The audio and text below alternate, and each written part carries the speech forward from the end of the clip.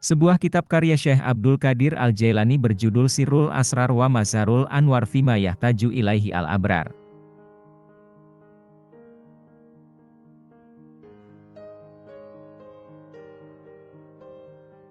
Delapan. Syarat penyempurna zikir. Salah satu syarat zikir adalah wudu, kesucian dan kebersihan badan maupun jiwa. Langkah pertama dalam zikir adalah melafalkan kalimat zikir, kalimat tauhid atau sifat-sifat Allah, dengan suara yang keras. Ketika melafalkan kalimat zikir, berusahalah untuk memusatkan pikiran sehingga hati mendengar zikir yang dilafalkan dan diterangi cahayanya. Zikir akan menghidupkan hati, tidak hanya di dunia ini, tetapi juga kelak di akhirat.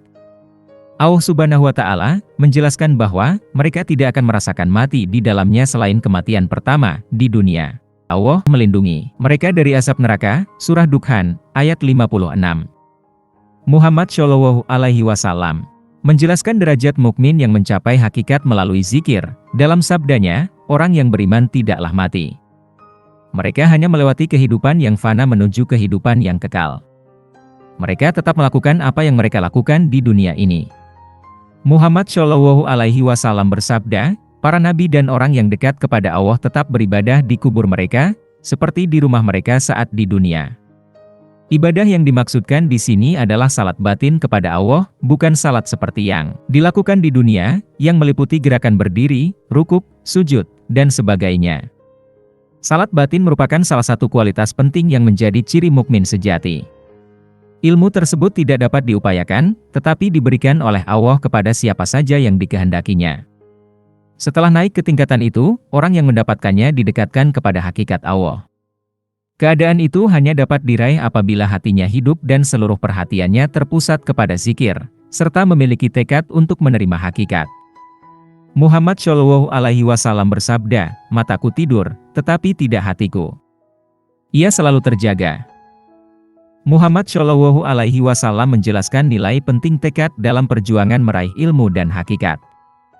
Jika seseorang ingin belajar dan berusaha meraih keinginannya, tetapi ia wafat sebelum mencapai tujuannya, maka Allah akan menugaskan dua malaikat sebagai guru yang akan mengajarinya makrifat hingga hari kiamat. Ia akan dibangkitkan sebagai orang berilmu yang telah mencapai hakikat. Kedua malaikat itu mencerminkan ruh Rasulullah, serta cahaya cinta dan kewalian yang menghubungkan manusia dengan Allah. Pentingnya tekad dan niat diuraikan secara lebih jelas oleh Muhammad Shallallahu Alaihi Wasallam. Banyak orang yang ingin mencari ilmu, tetapi mereka wafat dalam keadaan bodoh.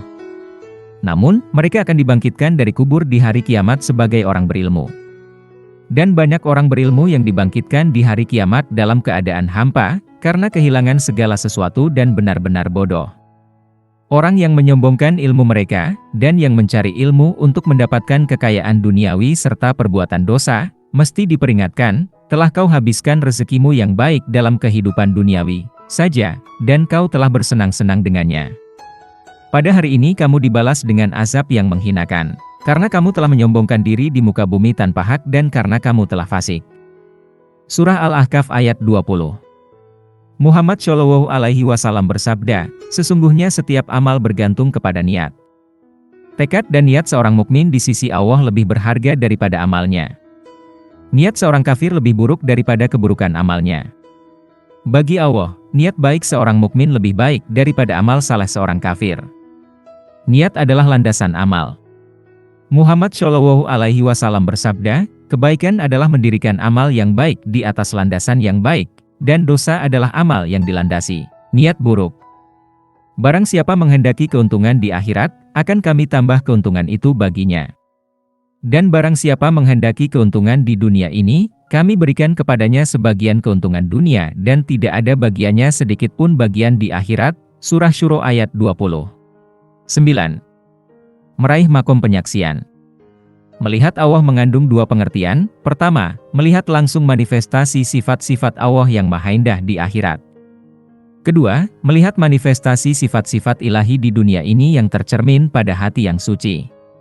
Pada kasus ini, penglihatan itu menjadi manifestasi cahaya yang memancar dari keindahan mutlak Allah, dan dilihat oleh mata hati. Mengenai realitas yang dilihat mata hati, Allah menjelaskan bahwa hati tidaklah mendustakan apa yang dilihatnya. Surah Al-Najm ayat 11. Ihwal melihat manifestasi ilahi melalui perantara, Muhammad Shallallahu Alaihi Wasallam bersabda, mukmin adalah cermin bagi mukmin lainnya. Kata mukmin yang pertama berarti hati suci seorang mukmin, cermin. Sedangkan kata mukmin yang kedua mengacu kepada dia yang melihat manifestasinya pada cermin itu. Dialah Allah Subhanahu wa Ta'ala. Siapa saja yang telah sampai pada makom penyaksian manifestasi sifat-sifat Allah di dunia ini, niscaya akan melihat zat Allah di hari kiamat tanpa bentuk atau rupa. Hakikat ini telah ditegaskan oleh banyak kekasih dan para pecinta. Sayyidina Umar radhiyallahu anhu berkata, hatiku melihat Tuhanku dengan cahaya Tuhanku. Sayyidina Ali radhiyallahu anhu berkata, tidaklah aku berdoa kepada Allah kecuali aku melihatnya. Mereka berdua tentu melihat cahaya terang manifestasi sifat-sifat ilahi. Jika seseorang melihat cahaya matahari yang menyelinap melalui jendela dan berkata, aku melihat matahari, ucapannya itu benar. Allah memberikan gambaran paling indah mengenai manifestasi sifat-sifatnya, Allah, pemberi cahaya, kepada langit dan bumi. Perumpamaan cahaya Allah adalah seperti sebuah lubang tak tembus, yang di dalamnya ada pelita besar. Pelita itu dalam kaca, dan kaca itu seakan-akan bintang, yang bercahaya, seperti mutiara, yang dinyalakan dengan minyak dari pohon yang banyak berkahnya, yaitu, pohon zaitun yang tumbuh tidak di sebelah timur dan tidak pula di barat. Yang minyaknya, saja, hampir-hampir menerangi walaupun tidak disentuh api. Cahaya di atas cahaya, Allah membimbing kepada cahayanya siapa yang Dia kehendaki. Surah Nur, ayat 35. Lubang yang dimaksud pada ayat itu adalah hati orang beriman. Pelita yang menerangi lubang hati adalah inti hati, sedangkan cahaya yang menyinarinya adalah hakikat ilahi, jiwa sultan. Kaca berfungsi untuk memantulkan, bukan menahan. Ia melindungi dan memancarkan cahaya. Karena itulah ia diperumpamakan sebagai bintang. Sumber cahaya adalah pohon ilahi. Pohon itu adalah makom keesaan yang membentangkan cabang-cabang dan akar. Dari pohon itu lahir prinsip-prinsip keimanan, yang berhubungan tanpa perantara apapun dalam bahasa yang suci. Melalui bahasa suci inilah Muhammad Shallallahu Alaihi Wasallam menerima wahyu Al-Quran. Pada hakikatnya, malaikat Jibril menyampaikan pesan ilahi hanya setelah pesan itu diterima oleh Nabi Muhammad. Penyampaian wahyu oleh Jibril adalah demi kepentingan kita agar kita dapat mendengarnya dalam bahasa manusia. Proses pewahyuan ini pun menunjukkan siapa orang yang munafik atau kafir. Mereka punya alasan untuk mengingkari wahyu Al-Quran karena mereka tidak beriman kepada para malaikat.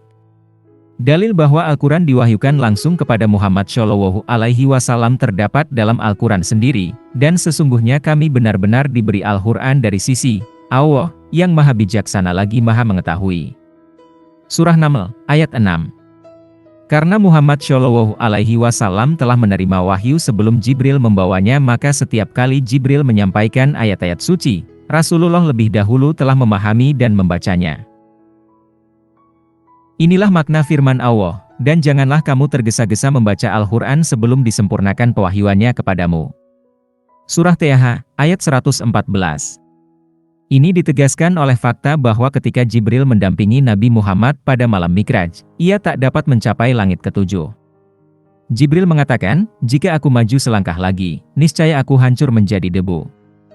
Di sanalah ia membiarkan Muhammad Shallallahu Alaihi Wasallam meneruskan Mikrajnya sendirian. Allah menyatakan bahwa pohon zaitun, pohon tauhid, yang diberkahi itu tidak di timur maupun di barat. Dengan kata lain, ia tak berawal maupun berakhir, dan cahaya yang dipancarkannya tidak akan pernah terbit atau tenggelam. Ia azali sejak dahulu dan kekal hingga akhir masa. Zat maupun sifat-sifat Allah adalah kekal, karena sifat-sifatnya adalah cahaya yang memancar dari zatnya. Manifestasi zat maupun sifatnya bergantung kepada zatnya. Ibadah sejati hanya dapat dilakukan jika tabir yang menutupi hati telah diangkat sehingga cahaya kekal itu dapat meneranginya. Hanya setelah itulah jiwa akan melihat hakikat melalui pelita ruhani. Alam semesta ini diciptakan dengan tujuan agar manusia dapat menemukan perbendaharaan tersembunyi yang difirmankan oleh Allah dalam hadis qudsi, "Aku adalah perbendaharaan tersembunyi. Aku ingin dikenal. Karena itulah kuciptakan makhluk." Jadi, dia ingin dikenal di alam materi ini melalui sifat-sifatnya yang mengejawantah pada ciptaannya. Namun, hanya di akhiratlah manusia dapat melihat zatnya. Di sana, melihat Allah akan berlangsung tanpa tabir, seperti yang dikehendakinya, dan yang dapat melihatnya hanyalah mata sang anak hati. Wajah-wajah orang mukmin pada hari itu berseri-seri. Kepada Tuhanlah mereka melihat. Surah Qiyamah ayat 22 dan 23. Muhammad Shallallahu Alaihi Wasallam bersabda, "Aku pernah melihat Tuhanku dalam rupa pemuda yang tampan." Mungkin inilah manifestasi sang anak hati. Citra itu berada dalam cermin. Ia membuat yang tidak tampak menjadi tampak. Allah Subhanahu wa Ta'ala, Maha Suci dari segala bentuk penggambaran, pencitraan, atau perupaan. Citra adalah gambar di cermin, bukan cermin itu sendiri maupun orang yang melihat ke cermin. Camkan dan pahamilah, sebab itu merupakan esensi alam hakikat. Tetapi semua itu hanya terjadi di alam sifat-sifat. Di alam zat, semua perantara hilang, terbakar sirna. Di alam zat, yang ada adalah tidak ada, tetapi zat dirasakan adanya tanpa ada yang lain. Muhammad Shallallahu Alaihi Wasallam menjelaskan hal ini dengan ungkapan yang indah, "Aku kenal Tuhanku melalui Tuhanku, di dalam cahayanya dengan cahayanya." Hakikat manusia adalah hakikat cahaya itu sendiri. Allah Subhanahu wa Ta'ala berfirman, "Manusia adalah hakikatku dan aku adalah hakikatnya." Kedudukan Nabi Muhammad Shallallahu Alaihi Wasallam, yang cahayanya merupakan makhluk yang pertama diciptakan Allah, dijelaskan oleh sabdanya, "Aku dari Allah dan orang beriman dariku." Allah berfirman, dalam hadis qudsi, "Telah kuciptakan cahaya Muhammad dari cahayaku sendiri." Arti cahaya Allah di sini adalah zat ilahinya yang manifest dalam sifat kasih sayangnya. Pengertian ini dinyatakan dalam sebuah hadis qudsi, "Kasih sayangku mendahului murkaku." Muhammad Shallallahu Alaihi Wasallam adalah cahaya hakikat, sebagaimana dijelaskan oleh firman Allah, "Tidaklah aku mengutusmu melainkan untuk menjadi rahmat atas seluruh alam."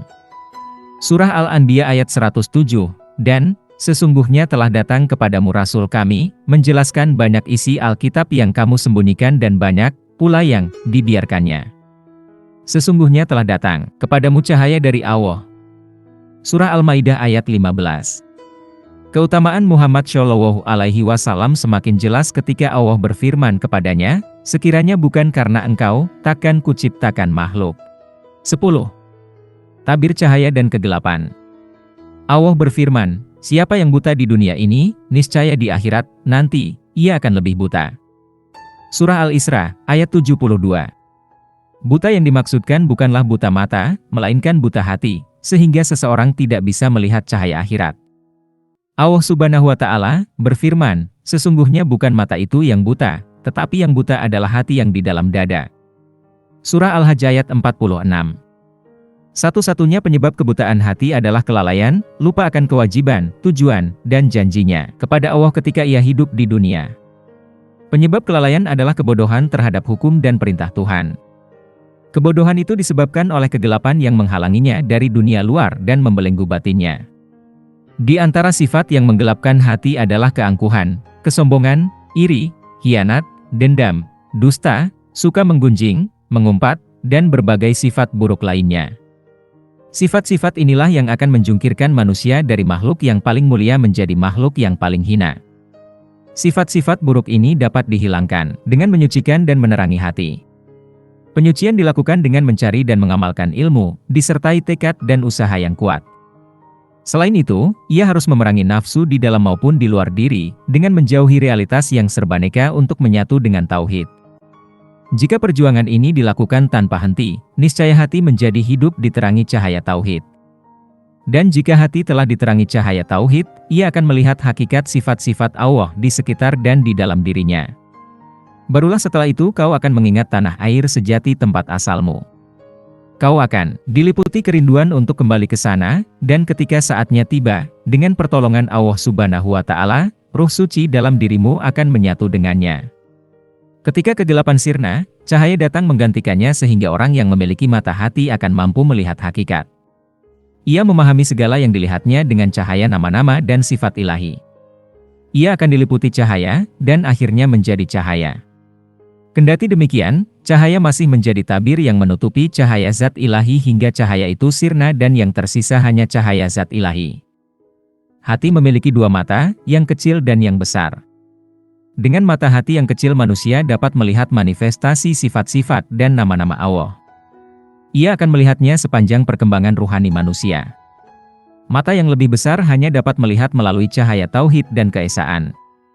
Mata itu akan melihat jika seseorang telah mencapai wilayah kedekatan kepada Allah. Ia akan melihat di alam tertinggi manifestasi zat Allah, keesaan yang mutlak. Semua tingkatan ruhani yang tinggi ini dapat dicapai dalam kehidupan di dunia ini. Jika kau telah menyucikan dirimu dari sifat-sifat duniawi, termasuk sifat mementingkan diri sendiri dan hawa nafsu, keberhasilanmu menaiki jenjang-jenjang ruhani itu bergantung pada sebesar apa usahamu untuk menjauhkan diri dari sifat duniawi dan dari nafsumu. Pencapaian tujuan yang kau dambakan itu tidaklah seperti datangnya sesuatu atau seseorang di suatu tempat.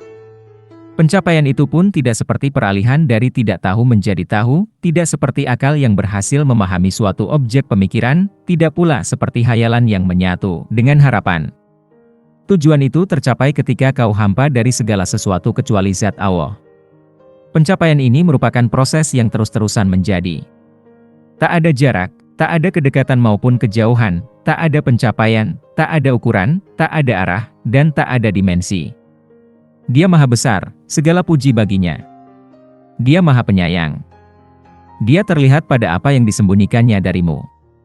Dia memanifestasikan dirinya ketika dia letakkan tabir antara dirinya dan dirimu. Pengenalan kepadanya tersembunyi dalam kerahasiaannya. Siapa saja di antara kalian yang dapat mencapai cahaya yang dilukiskan dalam buku ini di kehidupan dunia, pertimbangkanlah catatan amalmu. Dengan cahaya itu kau dapat melihat segala sesuatu yang telah kau kerjakan. Karena itu, perhitungkan dan timbanglah. Kelak, di hari kiamat, kau harus membaca catatan amalmu di hadapan Tuhan. Itu merupakan titik akhir. Setelah itu, tak ada lagi peluang untuk menimbang amalmu. Jika kau menimbangnya di sini, kau masih punya waktu, kau akan termasuk ke dalam golongan orang yang selamat. Jika tidak, penderitaan dan bencana akan menjadi nasibmu di dunia ini dan di akhirat kelak. Kehidupan ini akan berakhir. Di depan kita telah menunggu azab kubur, kiamat, dan timbangan amal. Kita juga akan menghadapi jembatan ujian, yang lebih tipis daripada rambut dan lebih tajam daripada pedang. Di ujung jembatan itu ada surga, di bawahnya ada neraka beserta segala bentuk penderitaannya yang abadi. Itulah realitas yang harus dihadapi manusia ketika kehidupan yang fana ini berakhir. 11. Kebahagiaan dan penderitaan. Ketahuilah, manusia terbagi ke dalam dua golongan. Pertama, mereka yang tenteram, senang, dan bahagia, yang beramal saleh karena taat kepada Allah. Kedua, mereka yang ketakutan, ragu, dan menderita karena bermaksiat kepada Allah. Manusia memiliki potensi untuk taat maupun bermaksiat. Jika keikhlasan, ketulusan, dan kebaikan mendominasi seseorang, niscaya keangkuhannya berubah menjadi kelembutan dan sisi buruk ditaklukkan oleh sisi baiknya. Sebaliknya, jika hawa nafsu mendominasi maka kemaksiatan akan mengalahkan kesucian dan ketaatan sehingga ia gemar bermaksiat. Jika kedua sifat yang saling bertentangan ini sama kuat, ia boleh berharap bahwa kebaikan akan menang, seperti yang dijanjikan oleh Allah. Barang siapa membawa amal yang baik, baginya, pahala, 10 kali lipat amalnya. Surah An-Na'am, ayat 160. Dan jika Allah menghendaki, dia akan melipat gandakan karunia-Nya. Namun, jika antara kebaikan dan dosa seimbang, seseorang harus melewati ujian yang berat di hari kiamat. Berbeda halnya dengan orang yang mampu mengalahkan hawa nafsunya, sebab ia tidak akan dihadang ujian, tak ada perhitungan atas dirinya. Ia akan masuk surga tanpa melalui kengerian hari kiamat, dan adapun orang yang berat timbangan kebaikannya, maka ia berada dalam kehidupan yang memuaskan. Surah Qariyah, ayat 6 dan 7. Orang yang timbangan dosanya lebih berat daripada amal baiknya, niscaya akan menghadapi azab yang setimpal. Lalu ia akan dilemparkan ke dalam kobaran api neraka dan, jika ia memiliki iman, ia akan masuk surga. Pertentangan antara ketaatan dan kemaksiatan adalah pertentangan antara kebaikan dan kejahatan. Keduanya ada dalam diri manusia meskipun keadaan keduanya berubah-ubah. Kebaikan dapat berubah menjadi kejahatan dan kejahatan dapat menjadi kebaikan. Muhammad Shallallahu Alaihi Wasallam bersabda, orang yang kebaikannya mengalahkan kejahatannya akan mendapatkan keselamatan, ketentraman, dan kebahagiaan. Sedangkan orang yang kejahatannya lebih banyak daripada kebaikannya, ia akan berbuat maksiat dan menjadi orang yang jahat. Orang yang mengakui kesalahannya, bertobat, dan mengubah jalan hidupnya, niscaya kemaksiatannya akan diubah menjadi ketaatan dan ibadah. Ketahuilah, Allah telah menetapkan bahwa kebaikan dan kejahatan, kebahagiaan mukmin yang taat, dan penderitaan para pelaku maksiat merupakan keadaan bawaan manusia. Keduanya merupakan daya potensial dalam diri manusia. Muhammad Shallallahu Alaihi Wasallam bersabda, orang yang beruntung menjadi orang baik telah ditetapkan menjadi orang yang baik ketika ia masih di dalam rahim ibunya, dan orang yang jahat telah ditakdirkan menjadi jahat sejak ia berada dalam rahim ibunya. Itulah keadaannya, dan tak seorang pun yang berhak membahas persoalan ini. Ketetapan Allah bukanlah objek pemikiran yang harus dibahas. Orang yang tergoda untuk membahasnya akan terjerumus ke dalam kemurtadan dan kekafiran. Selain itu, tak seorang pun boleh mempergunakan takdir sebagai dalih untuk meninggalkan usaha, kerja keras, dan amal baik. Kau tak boleh berkata, jika aku memang ditakdirkan menjadi orang baik, tak perlu aku bersusah payah berbuat kebaikan, toh aku telah dirahmati. Atau, jika aku ditakdirkan menjadi orang jahat, apa gunanya berbuat baik? Pandangan seperti itu jelas-jelas sesat. Tak patut kau berkata, jika keadaanku telah ditetapkan di masa lalu, apa untung ruginya aku berharap pada perbuatanku saat ini? Perbedaan sikap mengenai takdir ini tergambar pada perbedaan antara Adam alaihissalam, manusia dan nabi pertama, dan iblis. Iblis menisbatkan kemaksiatannya kepada takdir.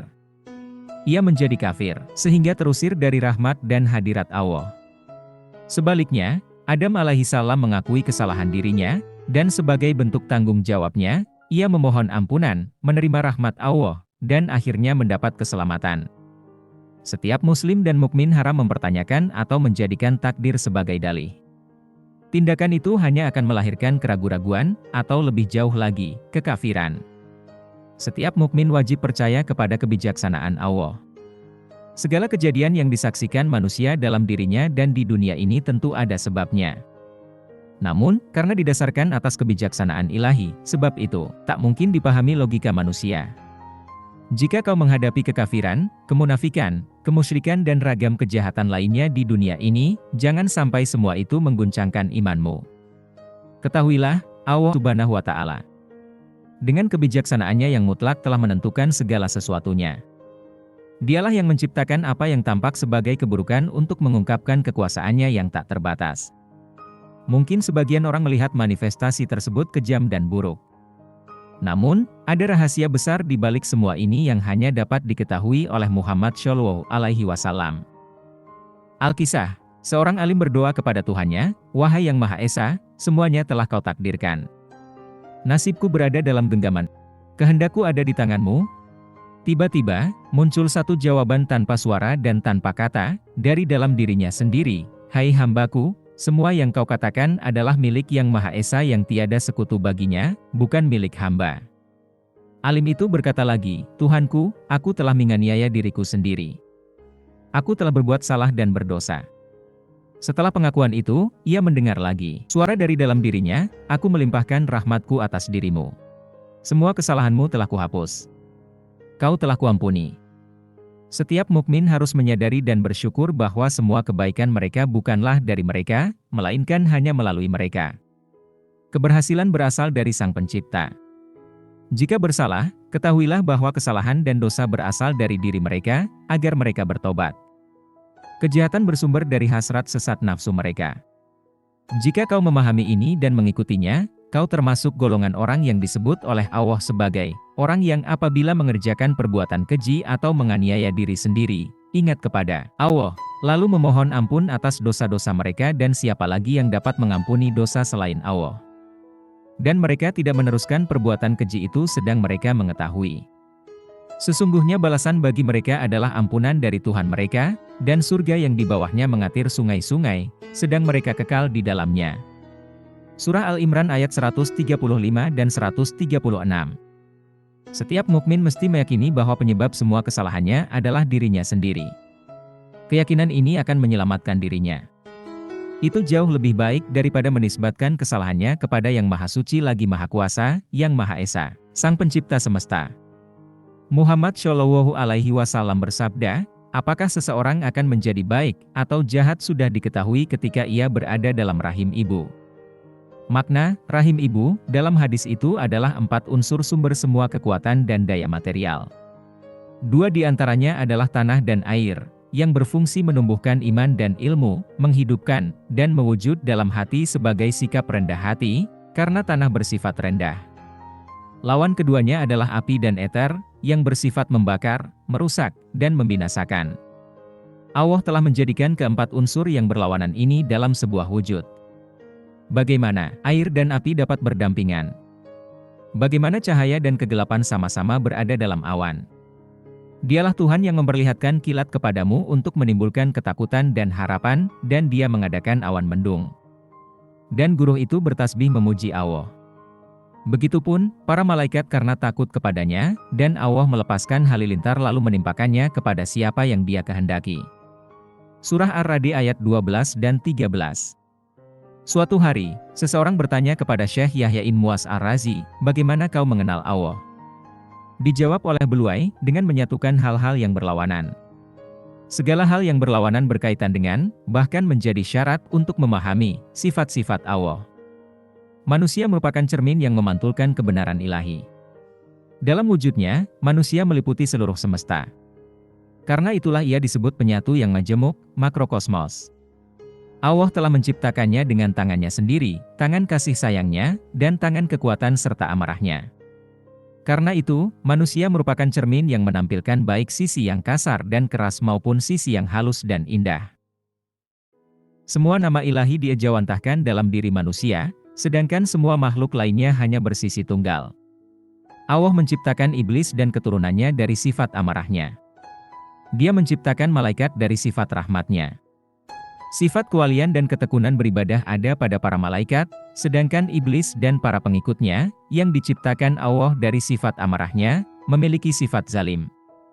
Karena itulah iblis bersikap sombong dan enggan ketika diperintahkan Allah untuk bersujud kepada Adam. Karena manusia memiliki sifat yang mulia sekaligus yang tercela, dan karena Allah telah memilih para rasul dan walinya dari kalangan manusia maka para utusannya pun tidak terlepas dari kesalahan. Sebagai penerima risalah, para nabi terpelihara dari dosa-dosa besar. Namun, mereka tidak luput dari dosa-dosa kecil. Berbeda dengan para nabi, para wali tidak suci dari dosa. Namun, jika mereka telah mencapai kesempurnaan dalam pendekatan diri kepada Allah maka mereka akan terpelihara dari dosa. Syakik Al-Balhi, semoga Allah menyucikan ruhnya, berkata, ada 5 tanda kesalehan, sifat yang baik dan hati yang lembut, sering menangis karena tobat, kesederhanaan dan mengabaikan dunia, tidak serakah, dan memiliki kesadaran diri. Tanda seorang pendosa pun ada 5, berhati keras, memiliki mata yang tak pernah menangis, cinta dunia dan segala urusan duniawi, serakah, dan tidak memiliki kesadaran atau rasa malu. Muhammad Rasulullah Shallallahu Alaihi Wasallam bersabda, tanda orang bahagia ada 4, yaitu jika diberi amanah ia berlaku adil, jika berjanji ia menepati, jika berbicara ia jujur, dan jika bermusuhan ia tidak mengumpat. Tanda orang sengsara ada 4, yaitu jika diberi amanah ia berkhianat, jika berjanji ia mengingkari, jika berbicara ia berdusta, dan jika bermusuhan ia mengumpat orang lain dan tidak memaafkan mereka. Ungkapan, jadilah pemaaf, sama saja dengan ucapan, biasakanlah memaafkan dan jadikan pemaaf sebagai sifatmu, bagian dirimu sendiri. Rasulullah juga bersabda, siapa saja yang bersifat pemaaf, ia akan menerima salah satu nama Allah, yakni yang Maha Pengampun. Allah berjanji, maka barang siapa memaafkan dan berbuat baik, pahalanya atas tanggungan Allah. Surah Al-Syura ayat 40. Ketahuilah, kebaikan dapat berubah menjadi kemaksiatan, dan kemaksiatan menjadi kebaikan tidak dengan sendirinya, tetapi karena usaha dan perbuatan manusia. Muhammad Shallallahu Alaihi Wasallam bersabda, semua anak dilahirkan sebagai Muslim. Orang tuanya lah yang menjadikannya Yahudi, Nasrani, atau Majusi. Setiap manusia punya potensi untuk menjadi orang baik atau jahat. Karena itu, kita tak patut menghakimi seseorang atau sesuatu sepenuhnya baik atau sepenuhnya jahat. Pandangan yang benar adalah, bahwa jika kebaikan seseorang lebih banyak daripada keburukannya, berarti ia orang baik, dan jika keburukannya lebih banyak daripada kebaikannya, berarti ia orang jahat. Dan tidak berarti bahwa seseorang akan masuk surga tanpa melakukan amal baik sedikit pun, atau bahwa ia dimasukkan ke neraka tanpa melakukan kejahatan sedikit juga. Pandangan seperti itu bertentangan dengan prinsip ajaran Islam. Allah telah menjanjikan surga kepada hambanya yang beriman dan beramal saleh, dan Dia mengancam pelaku maksiat, tidak beriman, dan menyekutukan Allah dengan azab neraka. Allah berfirman, barang siapa yang mengerjakan amal yang saleh, maka pahalanya untuk dirinya sendiri, dan barang siapa mengerjakan perbuatan jahat, maka dosanya untuk dirinya sendiri. Dan sekali-kali tidaklah Tuhanmu menganiaya hamba-hambanya. Surah Fussilat ayat 46. Pada hari ini tiap-tiap jiwa diberi balasan atas perbuatannya. Tidak ada yang dirugikan pada hari ini. Sesungguhnya Allah amat cepat hisapnya. Surah Al-Mukmin ayat 17. Dan bahwa seorang manusia tiada memperoleh selain apa yang telah diusahakannya. Surah An-Najm ayat 39. Dan kebaikan apa saja yang kamu usahakan bagi dirimu tentu kamu akan mendapat pahalanya pada sisi Allah. Surah Al-Baqarah ayat 110.